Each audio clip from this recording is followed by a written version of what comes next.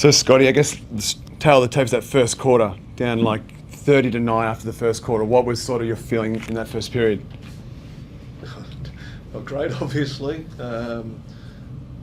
Look, I mean, teams get out to early leads. We've seen that a million times before, but generally teams are able to work their way back into the game. I wasn't overly concerned because we had wide open threes, we had wide open layups, we had free throws. We just didn't hit any of them for 5 or 6 minutes or whatever it was, and so we have a tendency, when things aren't going our well, to compound the problem, and then we give up 30 points in a quarter, and in a game that we had everything to play for, against a team that we needed to beat,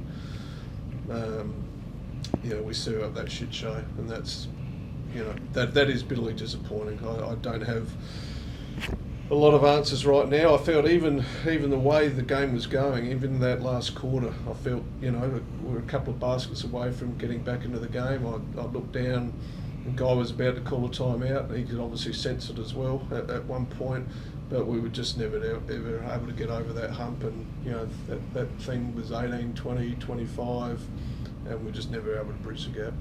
You talk about that effort, I guess, like you look at the rebound count, some effort plays 52-40, and then obviously second chance points 14-2. That sort of outlines the effort that Sydney were producing, right?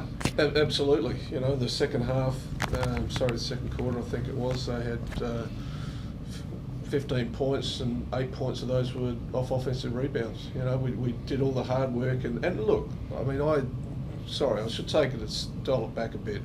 All credit to Sydney. They played really, really well. They're tough when they're rolling like they are.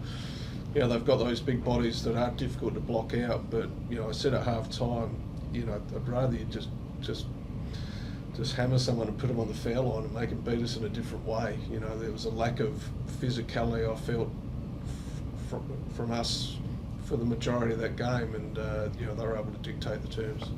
Brooke, how do you see it out there from the players' perspective? Same as what Scotty said. I feel like, we're a step behind from the start, and then usually like our team's pretty tough. We can get down and come back. We just, just couldn't find the energy to do so. But that starts with players. Like, we have to be more locked in from the jump, we just weren't tonight. Scotty, last one from me. What's some positives to take on? We talked before the game. You obviously got Bendigo next. What's some positive to take from this into that? That we can't play much worse, I suppose. That's probably, that's the thing. I mean, this game was so important for us. We know what Bendigo are like, and then we get Perth and Townsville at home, so we get the top 3 teams in the next 3 games. So it doesn't get any easier for us. But I go into every game thinking we could win. Like as I said, even in that fourth quarter, I felt there was opportunities as badly as we've been playing to turn things around, and it's one of the things I talked to the girls about after the game. You've got to have that belief, no matter what the game is throwing up from quarter to quarter, minute to minute, that you keep. I talk about wearing teams down, and I just didn't think we had that overall belief tonight, and obviously saw the end result. Scott, all season it seems as though Adelaide's been 2 different teams. There's one team that comes in and they just go out 100% and they bring in the wins, and then there's the other team that shows up occasionally, and it's like tonight where it all seems to be kind of happening okay, but it does the final conversion just doesn't seem to happen. Yeah. What is it? Have you been able to figure out what's happening there? If I had the answer to that, we'd probably be in better shape than what we are now. That is the frustration. I've played in good teams, I've played in bad teams, I've coached good teams, I've coached bad teams, and normally there's a fairly much a constant. Even some of the bad teams I've been involved in, at least we knew what we were going to give on a day-to-day basis. But we are a bit of a Jekyll and Hyde team, Jekyll and Hyde team. That's how well I'm going. I can't even speak English at the moment. We're just not sure what's going to happen, and we got a lot of young girls in our group, and with that comes inconsistency. But there should be level that we play at that we never drop below. And unfortunately now our good and our best and our worst is in the opposite sides of the world. You know, there's no consistency in what we do, and we showed that tonight. Brooke, it seemed to me that first quarter, you guys were taking the shots, but it just wasn't dropping. And then from there, for the rest of the game, you just couldn't seem to be able to claw back any of that.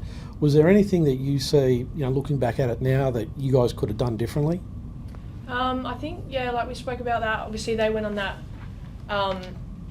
first big run. The shots we were getting, they were good shots for us, they just weren't falling. I feel like that then impacted how we played on the other end of the ball, which, we can't let that deflate us on the other end. So, I don't think us not scoring at the start helped the situation, but in those circumstances, we just have to, be mentally tough, keep playing defense. I just felt like it impacted us too much. And you spoke about positives a little bit before, but Brooke, I did want to ask, I guess maybe one positive was for Steph and her milestone game today, her 200. So I just wanted you to maybe, talk a bit about that. Glad to see her get out there, get 14 points, especially considering her journey back from an ACL only less than a year ago. Yeah, for sure. Steph's amazing. She's our leader. Incredible human being. I've known her for a while now, but I'm disappointed we didn't get the win for her on her 200th, but just an incredible career. She's still got a lot to go. Just seeing her growth as a leader, a player, human, has been really, really special, impactful. Yeah, and just one more about, I guess, the rest of the season. Paul mentioned, I guess, maybe a few inconsistencies in this team before, but when you've only got 5 games left now, is there much you can change just, I guess, heading into this last bit? Oh, look, I think there's, myself coming in late, we had one training session before the first game I coached. There's not a lot of change you can make. We've tweaked things a little bit and run some things differently. We tried a lot of things defensively today. None of which worked very well. We'll continue to make adjustments, but at this time of the year, it's making sure we've got healthy bodies on the court, and it's more for me now is about our mental approach to the games. Going in with that belief, whether we're playing Bendigo or whoever, having that belief that we can go and beat those teams, because we've seen, once again, we go back to, our highs are pretty darn good, and we just haven't been able to do that consistently. Anyone else? Coach, a lot of energy off the bench at the start of the second half. Was that something you spoke about at half time, about getting that energy in the bench and getting a bit more involved in the game that way? I didn't talk about it specifically tonight, but it's, we know with the personalities we've got on the bench and the ones that played tonight in Haley and Bash and GP, they're energy players, and we know we're going to get a lift, when they come onto the floor, and so, I've been happy about that. It's we've missed Bash, like we missed JP earlier on for 4 or 5 games, but injuries are part of it, as we know. It's I love our bench. It's young, but it's that's got some toughness about it that I really like. Thanks, guys. Cool. Too easy.